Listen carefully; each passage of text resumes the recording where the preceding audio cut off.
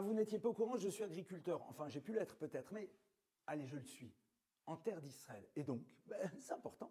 Parce que, vous savez ce que vous avez vu ce matin?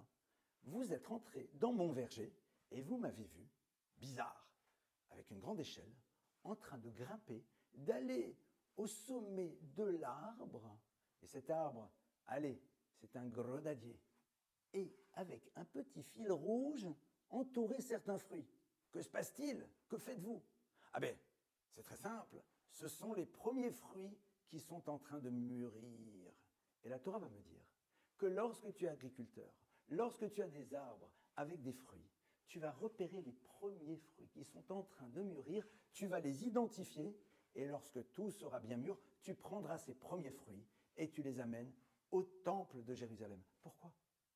Une des raisons, c'est parce qu'il va falloir que tu exprimes ta reconnaissance par rapport à ces fruits merveilleux, à cette terre merveilleuse que tu as. Et on le sait très bien. Les premières choses qui mûrissent, les premières choses que l'on voit aboutir, qui sont le fruit de nos efforts, mais sont tellement chères à nos yeux. Elles représentent quelque chose de fondamental. C'est comme le premier sou de Picsou, n'est-ce pas? Il a une valeur.